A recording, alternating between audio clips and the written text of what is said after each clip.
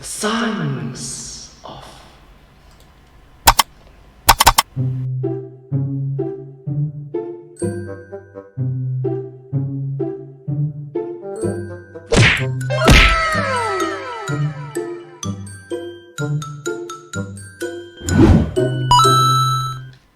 Hello everyone, welcome to this video. In this video I'll be reacting to one of the early uploads from the YouTube drama The Game Theorists. I'm a huge fan of their work. I hope that you will like this video as well.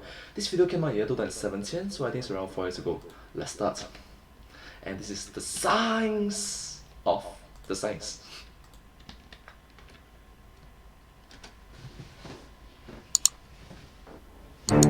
Dear Blizzard. Dear Blizzard, hi. Oh my glob.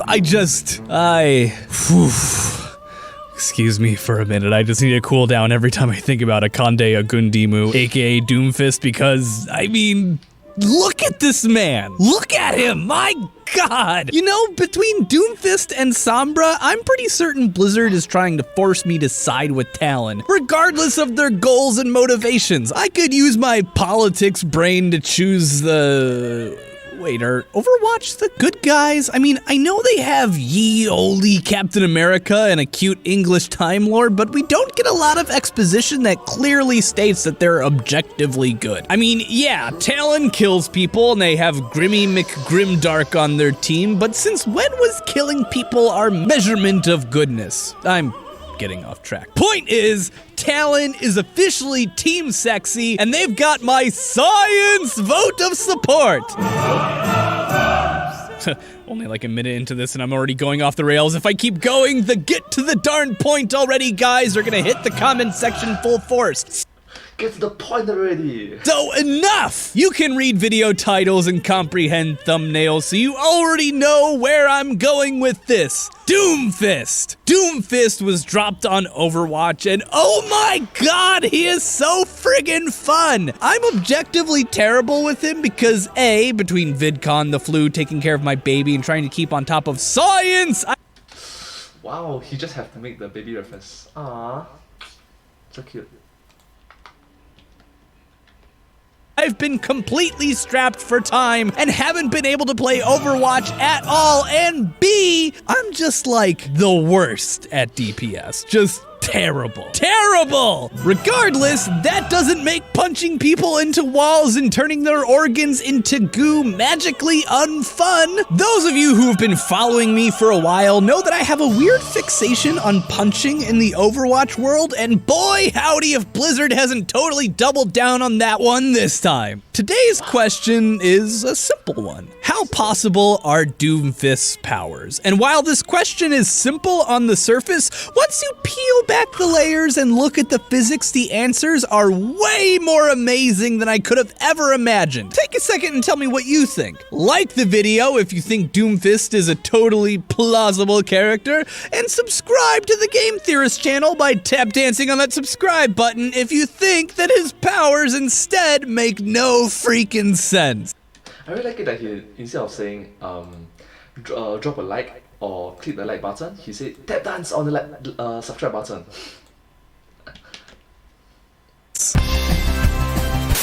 The Doomfist we play as, Akande Agundimu, wasn't the first Doomfist. Hell, he's not even the second Doomfist. Doomfist is like the Dread Pirate Roberts, a title passed down from badass to badass along with a sweet-ass super techno gauntlet of doom. Something like the Captain America shield is from Captain America next to Falcon. Oh my gosh, I'm such a geek. Oh man, I'm such a geek.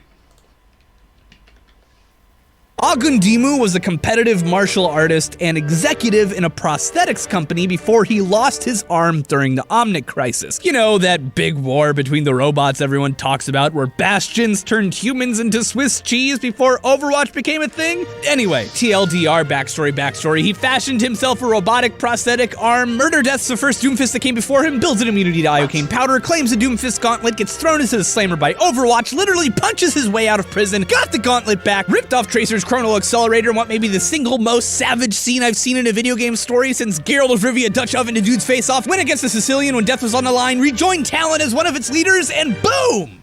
Here we are. Wow! First of all, let's be impressed that he said all this really fast. Wow.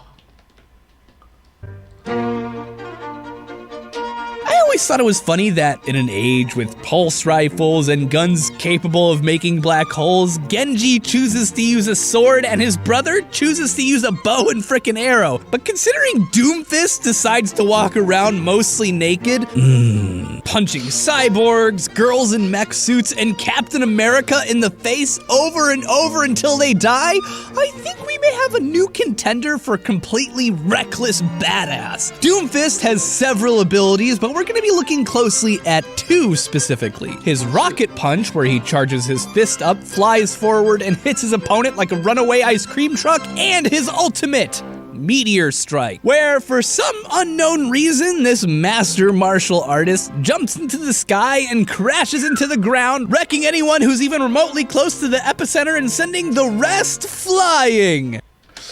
Ooh, that's gonna create a lot of friendly fire. Think about it. Ouch. We're gonna start with Rocket Punch because this thing is a frickin' beast. At full charge, this thing launches Doomfist forward 20 meters in a fifth of a second. That's 100 meters per second or over 200 miles per freaking hour.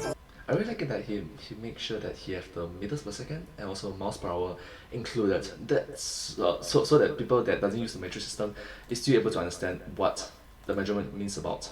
Yeah. So awesome.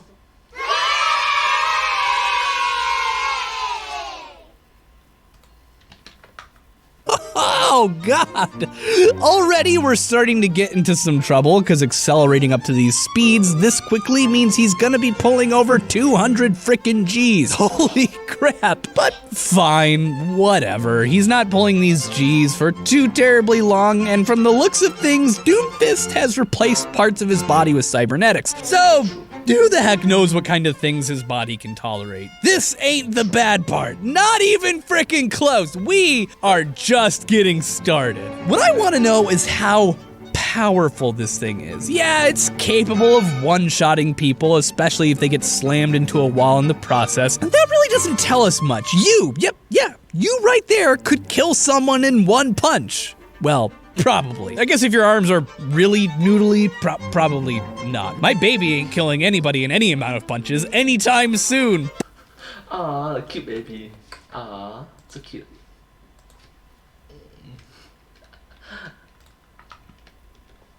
But the human body is pretty susceptible to trauma. It's remarkably easy to kill us. Violence carries along with it risk. While deaths from punches aren't incredibly common, they're not that rare. Anyway, I want to know how strong. Wow, that's saying a lot when he mentioned that it is not that rare.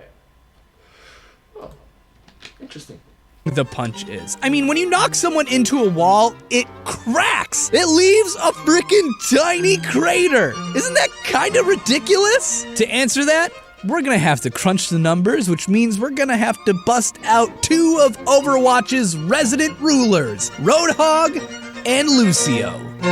Roadhog and Lucio.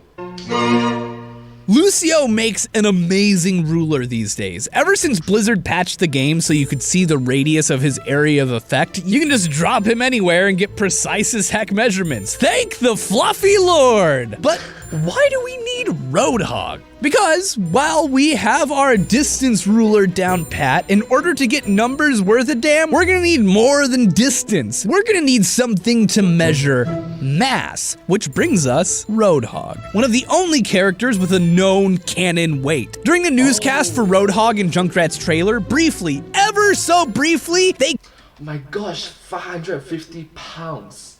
That is literally more than twice of my own weight.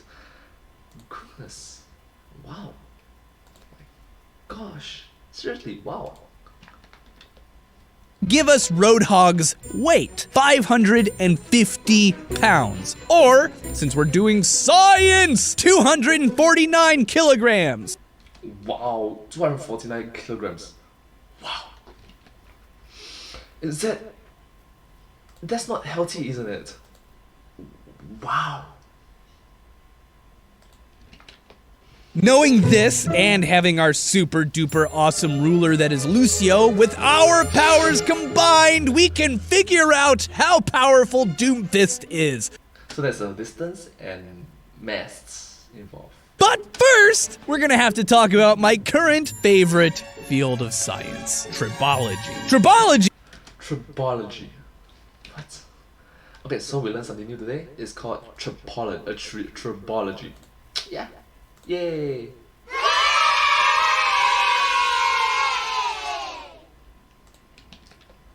Is basically the study of how things rub against each other. Shut up! Stop your snickering back there! Anyway, for our intended purposes, we're just gonna have to cover the basics. Now, a lot of times when I've talked about the physics of stuff moving in past videos, I've been calculating the energies and forces in a frictionless environment. It's simpler, and for most applications, the physics are good enough. But we don't live in a frictionless world. We have trees, air, dirt, and just like all sorts of crap everywhere. Okay, so for example, we have a roadhog weighing 249 kilograms, just standing there, right? Call back to my ancient buddy, Isaac Newton, and his first law of motion. A thing that ain't moving will stay not moving until something makes it move. Now, in Newtonian models, roadhog actually has two forces working on him. There's a force of gravity pulling him down at a rate of 9.8 meters per second squared. 9.81 meter per second square on average on Earth. But do note that that is on Earth. Alright, this is a game. Maybe it's takes place in a different place, I guess. Yeah, different gravity involved. Maybe. I'm just saying, maybe. This can be written as a force, which is just mass times acceleration. This gives us 2,444 newtons. Now, obviously, Roadhog isn't shooting down a bottomless pit of despair. The ground is pushing back up on him with an equal force, which cancels out the force of gravity. Ergo, dude isn't moving. So, there's one force of 2,444 newtons pushing down and 2,444 pushing up. These two forces together are what's called the normal force, and this is the basic premise behind friction. It doesn't matter much when you're just standing still, but as soon as you start introducing forces that run perpendicular to these, they can make a big difference. Tribology, shut up, tells us that objects sliding against each other, I said shut up, will be affected by these opposing forces. Wow. I mean, take a look at that. Wow. Wow. Different objects and surfaces have different levels of slip that are dependent upon a ton of factors. How wet they are, stop it, how smooth they are, how hard they are, all these things can be measured and they're quantified in what's called the coefficient of friction. This number is different depending upon which Coefficient of friction. two objects are being rubbed together, hence the co in coefficient. But basically, it represents a percentage of the normal force that must be met in order to accelerate something you want to move. There are actually two different coefficients of friction, the coefficient for budging, which governs what we'll call the budging force, and the coefficient of friction, which governs the friction force. You see, it takes more energy to get something that's stationary to start moving than it does to keep something moving that is already moving. So, in order for a fist to move Roadhog at all, it has to overcome this budging force. And that's before we even get Roadhog up to speed or smash him into walls with deadly force. So, what is this budging force? Well, we already have a ton of different surfaces to choose from, but I'm gonna go with the tried and true skin and road model, which is used to measure how much skin you'll lose if you hit pavement. Fun! This works because I did my testing in Lijiang Tower, which is a real place. Well, Lijiang is, anyway. The old town of Lijiang has cobbled streets made of unknown stone. And before you tribology experts out there try to point out the cobble effect, forget it! I've got a life to live and I can't just fly off to China and run friction experiments. My gosh, there's even the cobble effect. Oh my gosh, how much science did he involve? Wow, that's very impressive.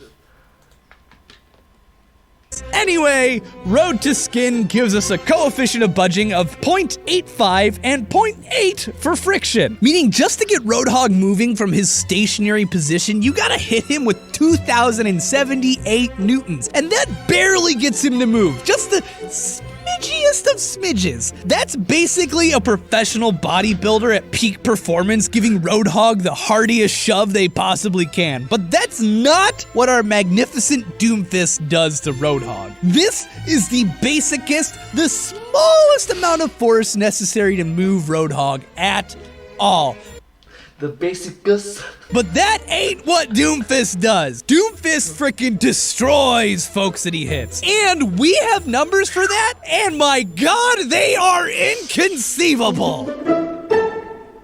Using Lucio's radius as a measuring device and knowing that the radius of his area of influence is 10 meters, we can figure out exactly how fast Roadhog is moving when he gets hit by Doomfist. And from here, pinpoint exactly how hard Doomfist's fists are hitting people. Conveniently, at full power, Doomfist launches Roadhog forward 10 meters. 10 frickin' meters in under a fifth of a second. Now, Roadhog moves at a consistent speed this entire time, but in reality, he would start moving at a speed the instant he's struck by the fist and immediately begin to slow down due to friction from air and from the street. Using the power of science, we can determine that this initial speed he'd have to be traveling at is 53 meters per second, or over 118 miles per frickin' hour. Holy crap! In order to get all 249 kilograms of man meat that is Roadhog moving this fast, this quickly, Doomfist's fist would have to be applying over 300 kilonewtons of force to Roadhog. That's the kind of force you'd feel if you got in a car accident going over 300 kilometers per hour. That makes the 2 kilonewtons of budging force look like a drop in the frickin' bucket. And remember Doomfist? He ain't a car, and while we established that he's capable of traveling over 100 meters per second with his fisty fist, in order to impart this much force into Roadhog and by contrast avoid breaking every bone in his own body, his fist, that gauntlet of hell, would have to weigh over 133 kilograms or over 294 frickin' pounds. That's a hell of a lot of weight to have dangling on just one side of your body. How is he not tipping over? Speaking of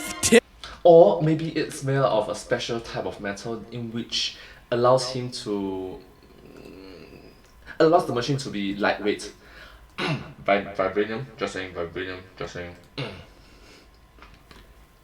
If Doomfist slammed into Roadhog with this much force from his fist, he'd find himself about elbow deep in Roadhog's guts because of one terrifying thing: pressure.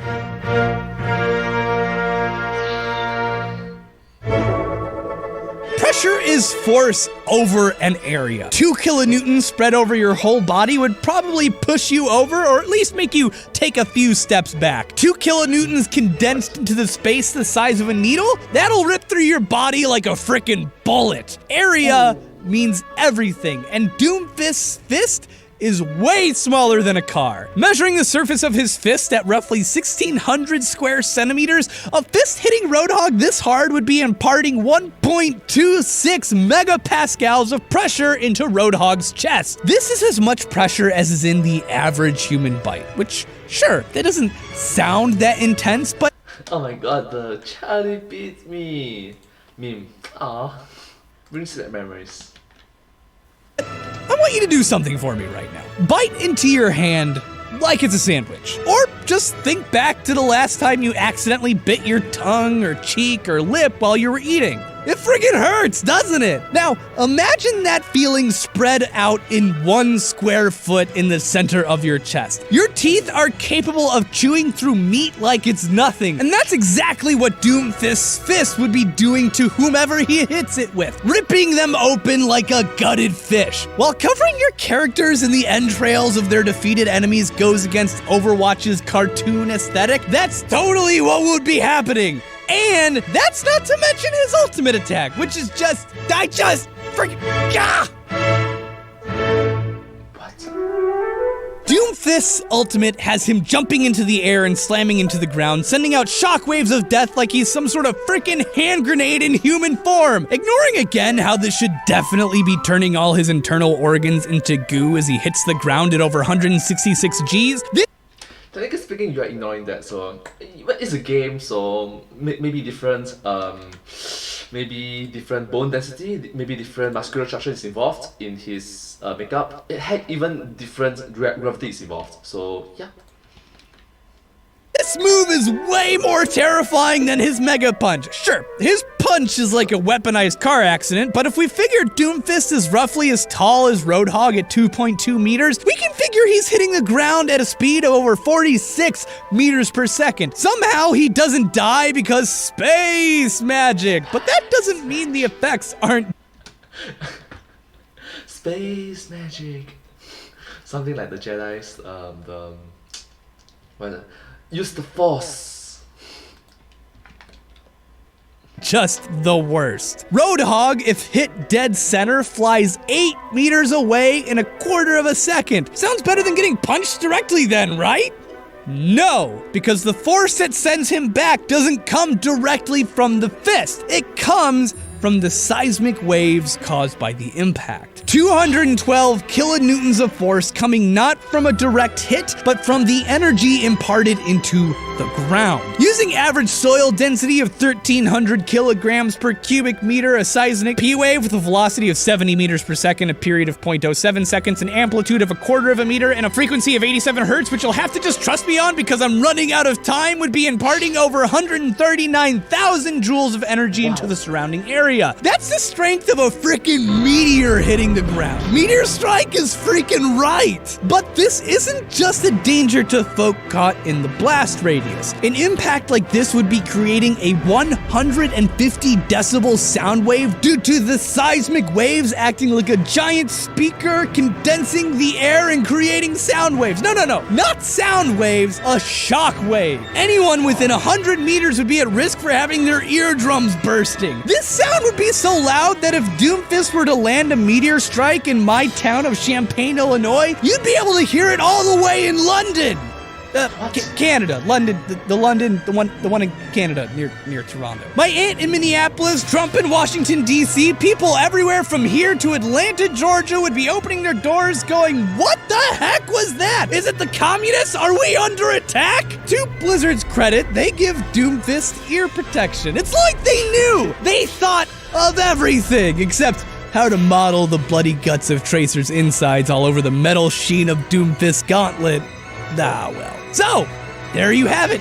Doomfist, far from being a wimp that everyone tolerates, is probably the single most dangerous character in Overwatch. That is, if he can get close enough to you to hit you at all. And honestly, if we take for granted that he'd need to have his internal organs replaced with robot organs in order to survive the impact forces and G-forces from his fists, he's surprisingly plausible for a superhero. Or villain, whatever. I can't keep track of Talon's misdeeds when there are these beautiful, beautiful abs to consider.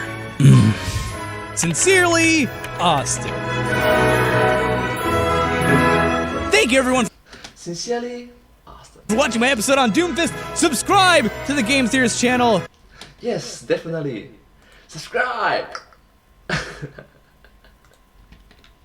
If you haven't yet, you should. 8 million of you. Most of you probably are already. But if you're not, you should. It's right down there. You get awesome stuff from me and Matt Pat. And it's just a good old time. More science and more theories and Gaijin Goomba and all the fun stuff. And woo!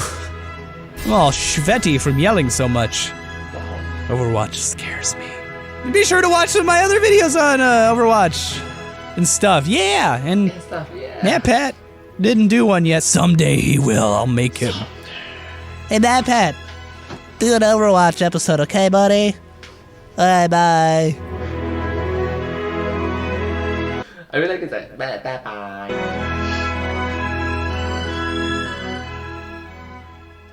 Alright, thank you so much for watching this video. I hope that you will like this video as much as I did. It was very enjoyable to watch. And yes, this video came out from the YouTube channel, The Game Theorists. Their videos are awesome and just very enjoyable to watch. If you do like my videos, please consider to like, share and subscribe to my channel. And comment down below if you find that you should have us. Also follow us. Thank you so much. Moreover, yeah, I hope that you will like this video as well. And I'll see you next time. And remember, that's just a theory. A game theory. Thanks for watching.